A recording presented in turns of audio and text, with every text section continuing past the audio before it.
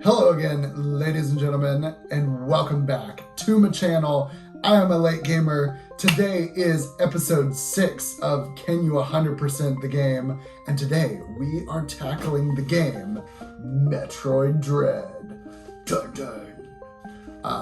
This is not Law and Order, but it could be if I had some great sound effects and a totally different show with an amazing cast.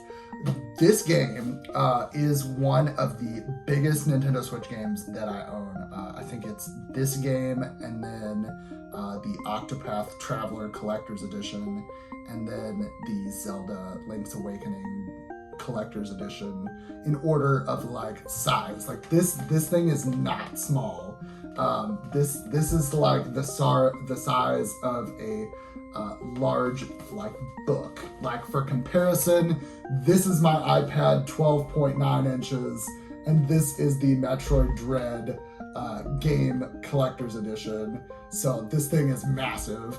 I was very excited to get this, and this one is actually the Japanese version. I got this off Japan Amazon because when I ordered it, all the pre-orders from the US were completely eradicated. So let's jump into the game and talk about all the fun things about it that I learned along the way. And jumping right into it, moving from left to right, the left part is the top part of this game, and moving right along, this is what you first see when you open it. We've got the steelbook on the left, and when pulled out, there's the back of that. And this thing is incredible. If I can open this, that is my dog agreeing with me. And here's the inside of the case, along with the game. Mentioned in a previous video, once I have completed a game, it goes to rest in its steelbook case, if I manage to have gotten the steelbook case. I love these things. They're cool to the touch, literally, and they also have some alternate art for the game. Really cool. I love how dark the Amiibots look. And also came with some really cool Metroid Dread, I think postcards / like artwork that's on poster cards. I've only opened these a handful of times. And obviously the game itself. Cool fun fact, this is a Japanese copy of the game, like stated earlier. However, the Switch is region free, so this plays in English just fine. Obviously, you just select the language you would like to have before you start the game, and you are good to go. And moving right along, if I can actually get this part out, part of the reason why this is so big is this actually comes with an art book. I have yet to actually open this. I'm saving that for a special day when I need to look at something really cool. But I'm keeping it in the plastic for right now. I've seen some other people open it online, and the artwork is beautiful. There's also artwork that you can unlock in the game itself for meeting certain requirements by completing certain tasks within the game. So I highly recommend doing as much of the game as you can, and I will explain some of those achievements later. Last but not least, we have the official amiibos that went with this game. These are pretty readily available. I'll probably mention this later, but you can find these at Best Buy and Target. So, kind of going along with some of the other games, this was produced on a very large scale. You can still get it pretty regularly at most of your local retailers. On the low end, this is selling, if you're planning on selling it. The lowest I see it go for on eBay was about $14, and regular MSRP is about $60. For some reason, people are getting these games graded and then selling them that way, and a sealed copy was going for $182 if it got a really high grade. Me personally, I'm not sure why someone would buy a graded copy of a sealed game that is still pretty readily available, but if somebody knows why somebody would buy that for collecting purposes, or maybe it's an investment, I'm not 100% sure, but let me know in the comments below. And moving on to the special edition, if you're looking to pick this up, now is a pretty good time to do it. I saw one go for as low as about $45 on eBay. The original MSRP on this thing was about $90. On the high end, it's sold for about $163 if you're looking at flipping it.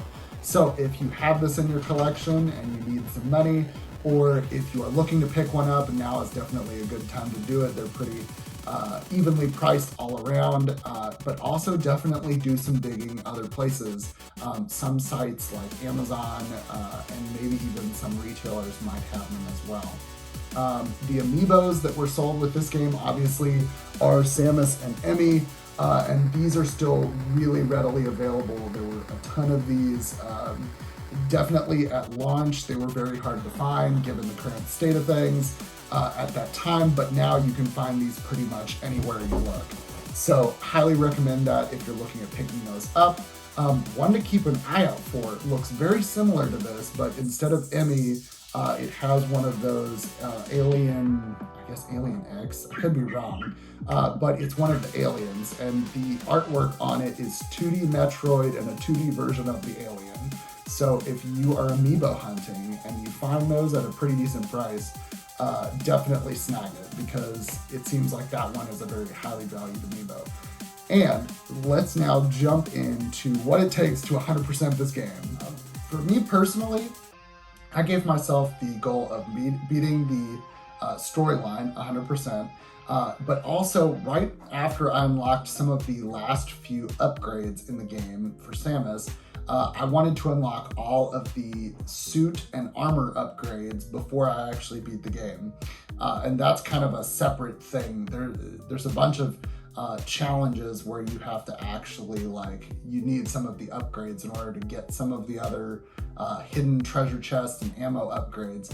So that was my personal 100% goal, was to max out Samus and then beat the game, in which I did. And then post-game, once you beat the game, you unlock hard mode, which allows you to play the game again, but on an even more difficult setting. Me personally, I did not play hard mode because I enjoyed my playthrough on normal mode. I was satisfied with that.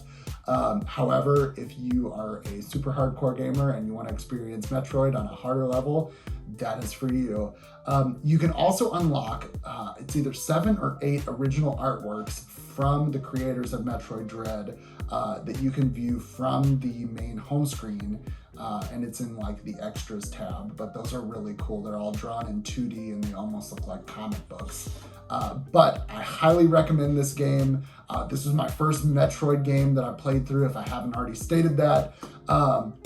Highly recommend this for anybody who's looking to get into the series.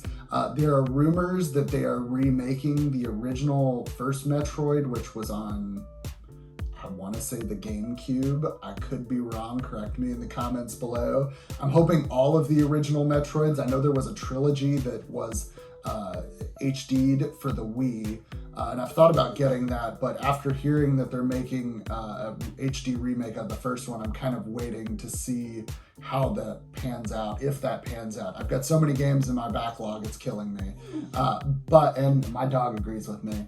But let me know in the comments below if you're planning on picking this up, if you've seen any of this stuff, if you've seen any go for absurd amounts of prices.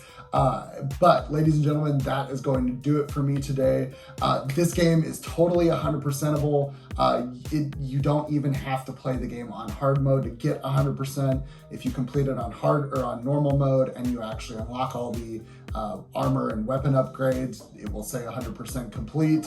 But let me know if you're still struggling with any of these. I will leave links in the comment or in the description below for some of the guides I used for some of the more harder to get items. And also, like always, just keep at it, because if there's one you can't get, just give yourself some time to adjust, because there are some really quick movements involved for some of these unlockables. But thank you, ladies and gentlemen, for watching. I'm your host, The Late Gamer, and I will catch you all in the next one.